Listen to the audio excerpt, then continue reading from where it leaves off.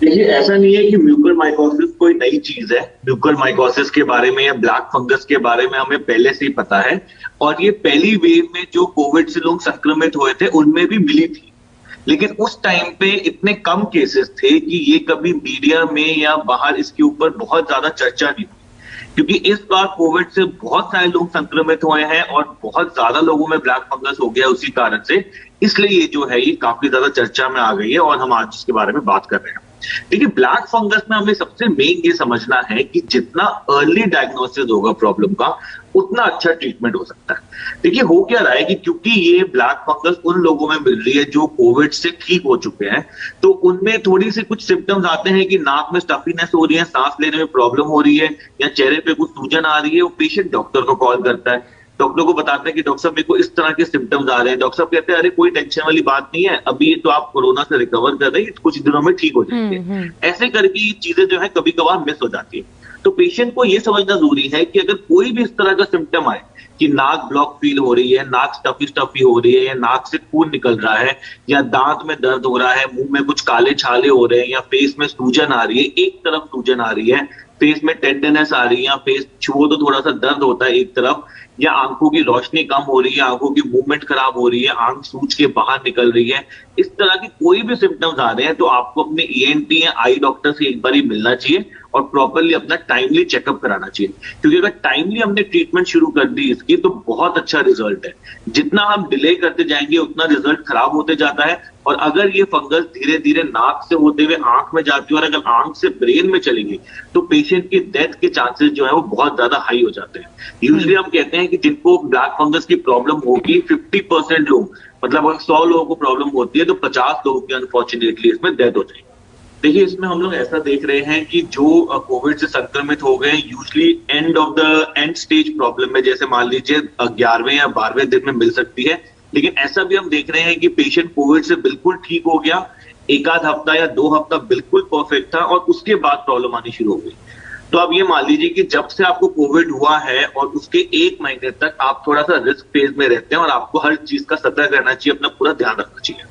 देखिए, सबसे पहले तो हमें इसमें टाइमली डायग्नोसिस करना बहुत जरूरी है। तो डायग्नोसिस में बेसिकली जो हम टूल्स का इस्तेमाल करते हैं वो है सीटी स्कैन एंड एमआरआई। कभी कभार डॉक्टर्स बायोप्सी भी कर सकते हैं। बायोप्सी का मतलब है कि शरीर में से एक छोटा सा टुकड़ा काट के निकाल लिया और उसको माइक्रोस्कोप के अंदर देखा कि ये ब्लैक फंगस तो नहीं है।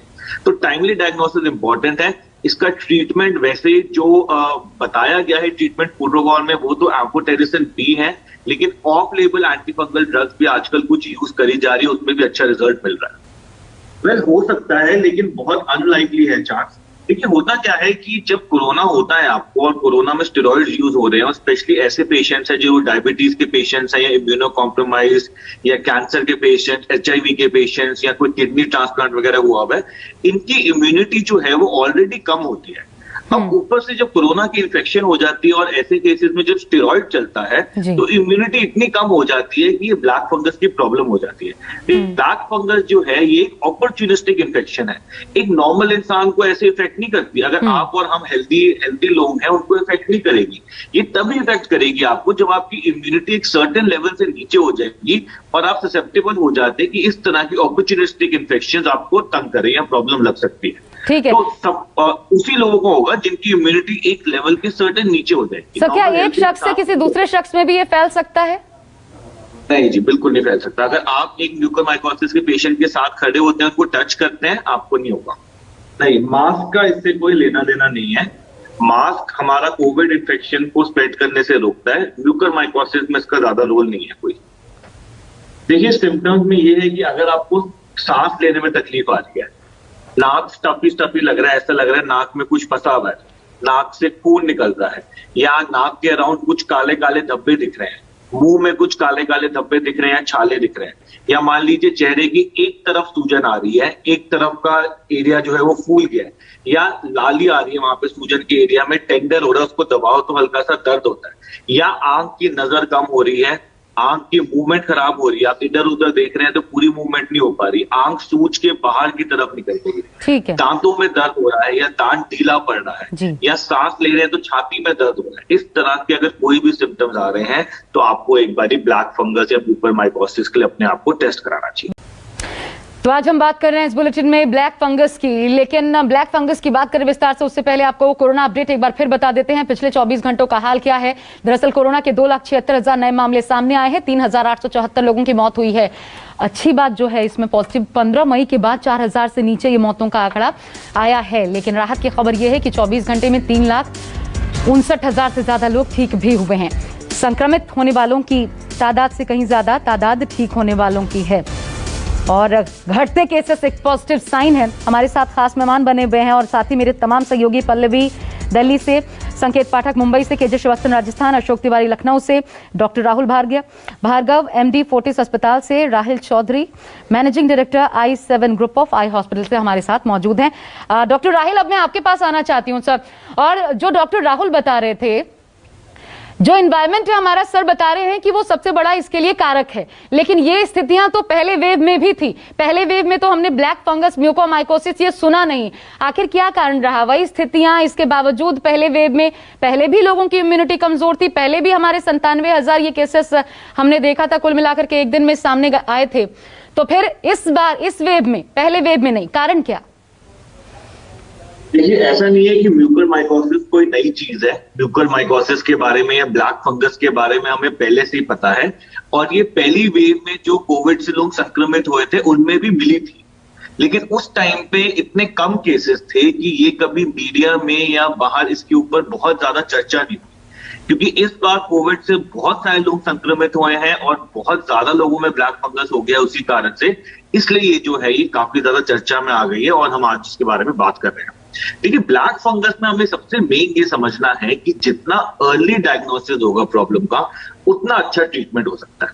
देखिए, हो क्या रहा है कि क्योंकि ये ब्लैक फंगस उन लोगों में मिल रही है जो कोविड से ठीक हो चुके हैं, तो उनमें थोड़ी सी कुछ सिम्टम्स आते हैं कि नाक में स्टफीनेस हो रही है, सांस लेने में प्रॉब्लम हो रही है या चेहरे पे कुछ सूजन आ रही है। वो पेशेंट डॉक्टर को कॉल करता है, डॉक्टर को बताते हैं कि डॉक्टर साहब मेरे को इस तरह के सिम्टम्स आ रहे हैं। डॉक्टर साहब कहते हैं अरे कोई टेंशन वाली बात नहीं है, अभी तो आप कोरोना से रिकवर कर रहे हैं, कुछ दिनों में ठीक हो जाएंगे। ऐसे करके ये चीजें जो है कभी कभार मिस हो जाती है। तो पेशेंट को ये समझना जरूरी है कि अगर कोई भी इस तरह का सिम्टम आए कि नाक ब्लॉक फील हो रही है, नाक स्टफी हो रही है, या नाक से खून निकल रहा है, या दांत में दर्द हो रहा है, मुंह में कुछ काले छाले हो रहे हैं, या फेस में सूजन आ रही है, एक तरफ सूजन आ रही है, फेस में टेंडरनेस आ रही है, या फेस छुओ तो थोड़ा सा दर्द होता है एक तरफ, या आंखों की रोशनी कम हो रही है, आंखों की मूवमेंट खराब हो रही है, आंख सूज के बाहर निकल रही है, इस तरह की कोई भी सिम्टम्स आ रहे हैं तो आपको अपने ENT या आई डॉक्टर से एक बार ही मिलना चाहिए और प्रॉपरली अपना टाइमली चेकअप कराना चाहिए। क्योंकि अगर टाइमली हमने ट्रीटमेंट शुरू कर दी इसकी तो बहुत अच्छा रिजल्ट है। जितना हम डिले करते जाएंगे उतना रिजल्ट खराब होते जाता है। और अगर ये फंगस धीरे धीरे नाक से होते हुए आंख में जाती है और अगर आंख से ब्रेन में चलेगी तो पेशेंट की डेथ के चांसेस जो है वो बहुत ज्यादा हाई हो जाते हैं। यूजुअली हम कहते हैं कि जिनको ब्लैक फंगस की प्रॉब्लम होगी 50% लोग, मतलब अगर 100 लोगों को प्रॉब्लम होती है तो 50 लोगों की अनफॉर्चुनेटली इसमें डेथ हो जाएगी। ये अपने आप में बहुत बड़ी बात है और बहुत खतरनाक बात है, डराने वाली। लेकिन सर, ये कितने दिनों के भीतर अगर हमें निगाह रखनी है कि म्यूकोरमाइकोसिस से कहीं हम संक्रमित ना हो जाए, तो एक कोविड मरीज कितने दिनों तक अपने आप पर ये निगाह रखे? देखिए, इसमें हम लोग ऐसा देख रहे हैं कि जो कोविड से संक्रमित हो गए यूजुअली एंड स्टेज प्रॉब्लम में, जैसे मान लीजिए 11वें या 12वें दिन में मिल सकती है। लेकिन ऐसा भी हम देख रहे हैं कि पेशेंट कोविड से बिल्कुल ठीक हो गया, एक आध हफ्ता या 2 हफ्ता बिल्कुल परफेक्ट था और उसके बाद प्रॉब्लम आनी शुरू हो गई। तो आप ये मान लीजिए कि जब से आपको कोविड हुआ है और उसके 1 महीने तक आप थोड़ा सा रिस्क फेज में रहते हैं और आपको हर चीज का सतर्क रहना चाहिए, अपना पूरा ध्यान रखना चाहिए। ठीक है, डॉक्टर राहुल भार्गव सर, आप अपना पॉइंट भी रखिएगा। लेकिन इसका इलाज क्या है सर? अगर किसी को होता है ये अर्ली स्टेज पर, क्या इलाज है? और बाद में तो सर्जरीज तक करनी पड़ती हैं, लेकिन अर्ली स्टेज में इसे कैसे? आप डेक्सामेथासोन का भी जिक्र करे थे, क्या ये इसी की दवाई है? देखिए, सबसे पहले तो हमें इसमें टाइमली डायग्नोसिस करना बहुत जरूरी है। तो डायग्नोसिस में बेसिकली जो हम टूल्स का इस्तेमाल करते हैं वो है CT स्कैन एंड MRI। कभी कभार डॉक्टर्स बायोप्सी भी कर सकते हैं। बायोप्सी का मतलब है कि शरीर में से एक छोटा सा टुकड़ा काट के निकाल लिया और उसको माइक्रोस्कोप के अंदर देखा कि ये ब्लैक फंगस तो नहीं है। तो टाइमली डायग्नोसिस इंपॉर्टेंट है। इसका ट्रीटमेंट वैसे जो बताया गया है ट्रीटमेंट प्रोटोकॉल में वो तो एम्फोटेरिसिन B है, लेकिन ऑफ लेबल एंटीफंगल ड्रग्स भी आजकल कुछ यूज करी जा रही है, उसमें भी अच्छा रिजल्ट मिल रहा है। जी, मैं ये सवाल का जवाब डॉक्टर राहुल भार्गव से भी जानना चाह रही थी। सर आप बताएं, डेक्सामेथासोन आप बता रहे थे, क्या ये इस ब्लैक फंगस में इस्तेमाल होने वाली दवा है? देखिए, सिंपल सी बात है, डेक्सामेथासोन की वजह से ब्लैक फंगस होती है।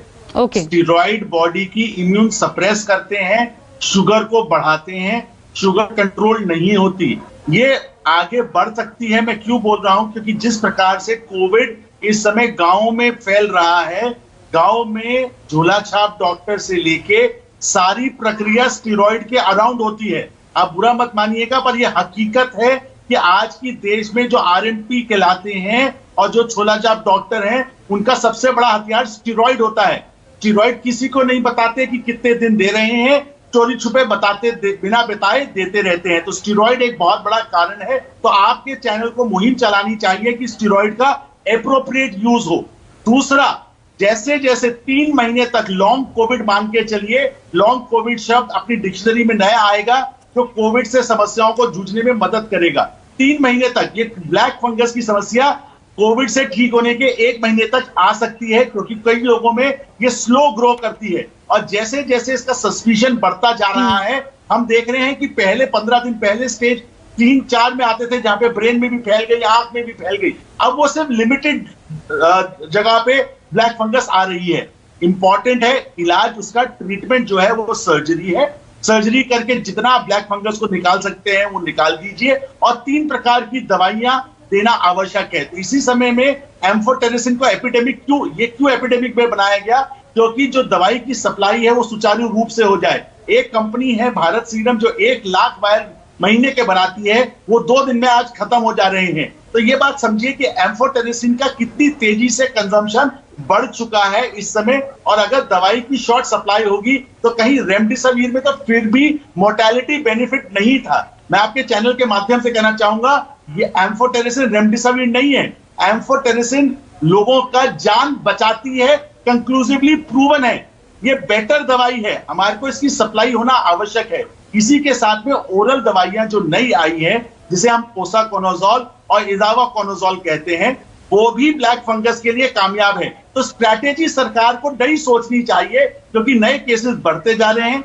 ऑपरेट करें, पहले 5 दिन एम्फोटेरिसिन दे और उसके बाद घर भेज के ओरल दवाई के माध्यम से 2 से 3 महीने तक इलाज करें, क्योंकि इलाज 15 दिन में खत्म नहीं होने वाला। इलाज महीना 2 महीना चलेगा, ये समझना आवश्यक है। सर, मैं एक चीज आपसे समझना चाह रही हूँ, जो आप बता रहे हैं, मतलब आपने ये बताया कि इसका सर्जरी ही एकमात्र उपाय है और उसके बाद दवाइयां चलाई जा सकती हैं कि फिर से ये न फैले। बिल्कुल, सर्जरी के साथ दवाई का होना आवश्यक है। ना सर्जरी अकेली कामयाब है, ना दवाई अपने आप कामयाब है। दोनों का मिलके, इसमें सर्जरी प्लस दवाई से मिलके 2 महीने में मरीज ठीक होता है, अगर हम अर्ली स्टेज में पकड़ लेते हैं तो। सर, अगला सवाल ये, आपने बताया स्टेरॉइड्स का इस्तेमाल क्योंकि बहुत ज्यादा हो रहा है और ये रिकवर होने के लिए जरूरी माना जा रहा है, तो फिर कौन कौन से स्टेरॉइड्स, अगर आप इस वक्त बताना चाहें, जो दर्शक आपको देख सुन रहे हैं, किन स्टेरॉइड्स को हमें अवॉइड करना है जो ज्यादा हैम्पर करते हैं? स्टेरॉइड को यूज करना है, मिस यूज नहीं करना। स्टेरॉइड का एप्रोप्रिएट यूज मतलब कितने दिनों, कितनी मात्रा?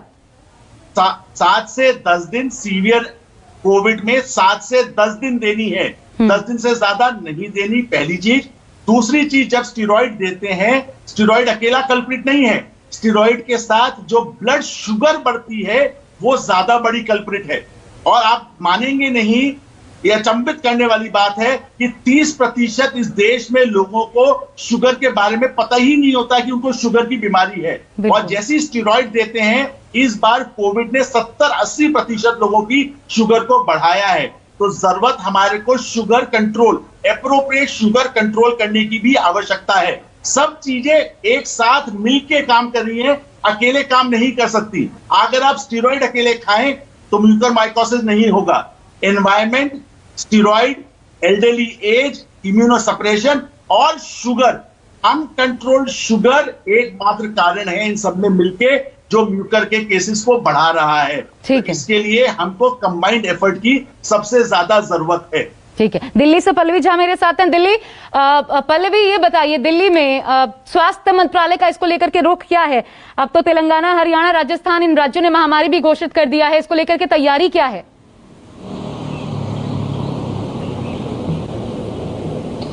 देखिए, जो प्रेस कॉन्फ्रेंस हेल्थ मिनिस्ट्री की होती है, इससे पिछली बार जब प्रेस कॉन्फ्रेंस हुई थी तो डॉक्टर गुलेरिया ने ही कहा था कि देखिए म्यूकोरमाइकोसिस जो है वो इस सेकेंड वेव में काफ़ी ज़्यादा देखने को मिला है। और उन्होंने ये जिक्र भी उस वक्त किया था कि एम्स में 23 पेशेंट जो हैं उस वक्त रिपोर्ट हुए थे, लेकिन अब तो ये क्लियर हो गया है कि 20 से रोज़ाना पेशेंट एम्स में आ रहे हैं और इसलिए वार्ड बनाया गया है।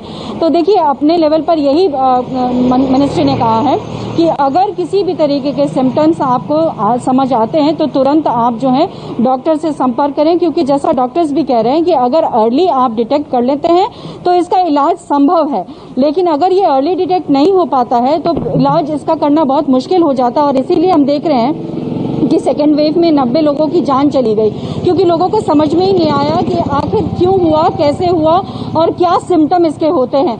क्योंकि जब तक वो कोविड से उबर रहे थे, उबरने के नेगेटिव होते हैं, उसके बाद ही ये तुरंत होना शुरू हो जाता है। तो लोगों को यही लगता है कि अभी कोरोना के ही फेज से गुजर रहे हैं, तो लोगों को समझ नहीं आता। ऐसे में ये बहुत जरूरी है कि लोगों को जो है जागरूक किया जाए कि किस तरीके से इसका सिम्टम होता है और कैसे डॉक्टर से कंसल्ट करें और तुरंत कैसे इसका उपचार करें। एक बहुत इंपॉर्टेंट बात यहाँ पर डॉक्टर साहब कह रहे थे कि देखिए, इसकी जो दवाई है, जो इंजेक्शन है, वो प्रूवन इंजेक्शन है। और ऐसे में अब यही सबसे बड़ा सवाल है कि जिस तरीके से हम दिल्ली में भी देख रहे हैं और बाकी राज्यों में भी देख रहे हैं कि इंजेक्शन की भारी कमी होने लगी है। खास करके अगर मैं दिल्ली की बात करूं तो दिल्ली में इंजेक्शन अभी मिल नहीं रहे हैं। एक तरीके से कहूं तो वही हालात दिखाई पड़ रहे हैं जैसे रेमडेसिविर को लेकर हो रहा था कि ब्लैक मार्केटिंग शुरू हो गई है, तो इस वक्त दिल्ली में दवाई। तो अब यही सबसे बड़ी चुनौती सरकार के सामने है कि इस दवाई की अवेलेबिलिटी जो है वो सुनिश्चित करे, क्योंकि ये इलाज करने के लिए सबसे कारगर दवाई है। और सबसे अहम बात यहाँ कि देखिए, धीरे धीरे इसमें हो सकता है कि और केसेस में इजाफा हो, क्योंकि इस बार सेकेंड वेव में बहुत सारे लोगों को स्टेरॉइड्स पड़े हैं और खास करके जो सीवियर पेशेंट्स हैं उसमें काफी लंबे वक्त तक स्टेरॉइड्स पड़ा है। और पल्लवी, जब आप ये बता रही हैं कि इसकी बहुत ज्यादा कमी है, काफी ज्यादा है, और फिर राजस्थान में जब महामारी से घोषित कर दिया गया है, तो केजे मैं ये आपसे जानना चाहती हूँ, एक महामारी शब्द आते ही लोगों में डर और ज्यादा पैदा हो जाता है, और फिर जब कमी भी है दवाइयों के लेकर के, इसकी उपलब्धता को सुनिश्चित कराने के लिए क्या किया गया है? सिर्फ महामारी घोषित किया गया है, अस्पतालों में व्यवस्था की गई है, या दवाइयां उपलब्ध हैं?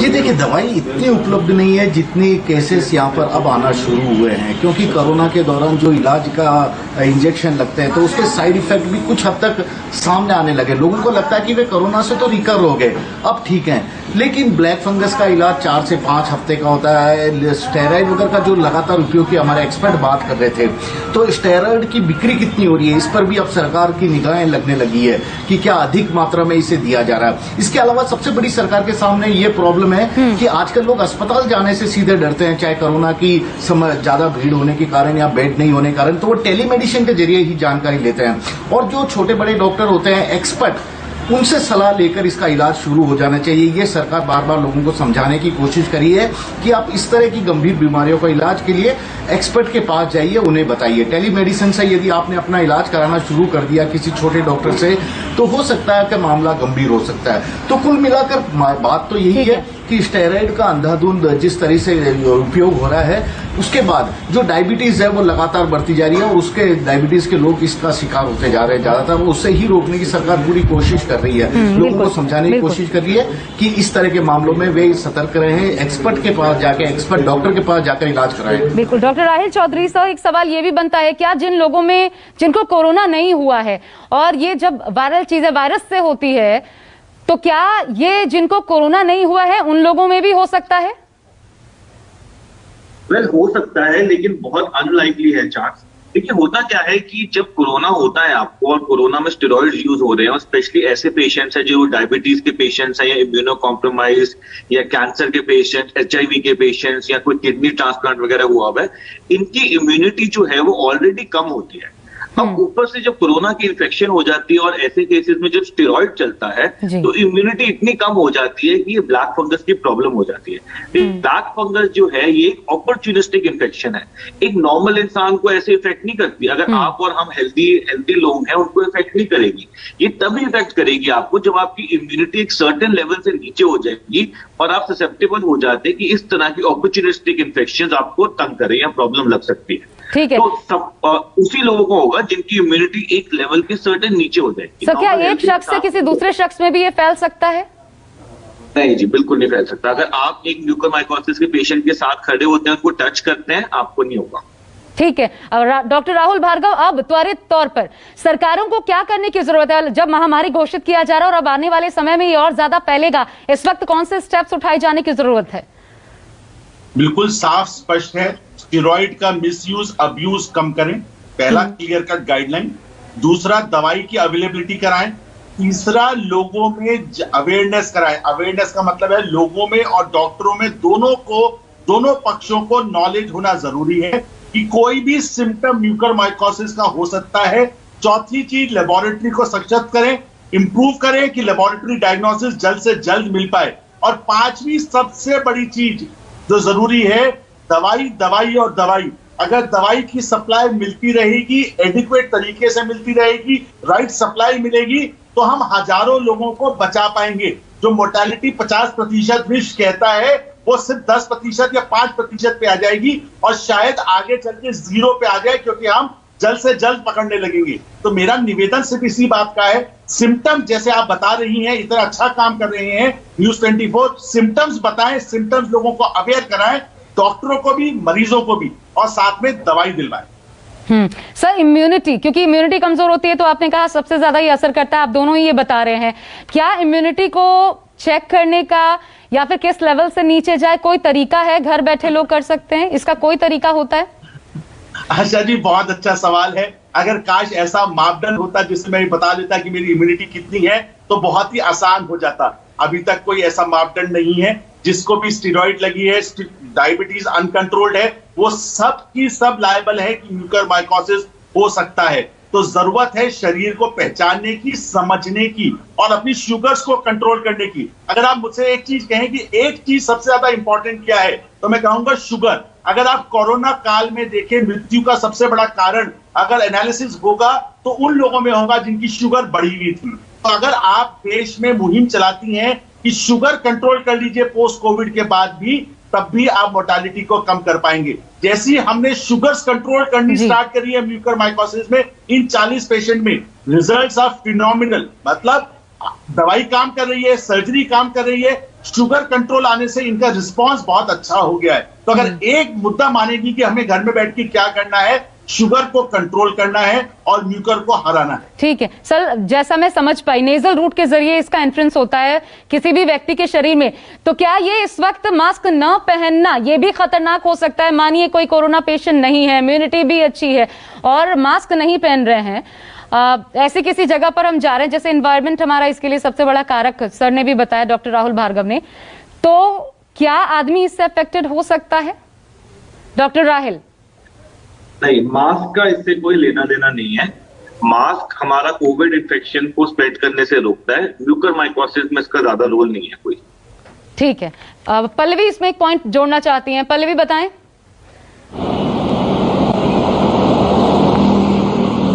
मेरा एक सवाल है यहाँ पर आशा, डॉक्टर से मैं ये पूछना चाहती हूँ कि जो माइल्ड या मॉडरेट पेशेंट है कोरोना के और जिनको स्टेरॉइड्स नहीं चले हैं, तो क्या उनमें कोई आशंका है कि म्यूकोरमाइकोसिस उनको हो सकता है? डॉक्टर राहुल? बिल्कुल 0 के करीब है।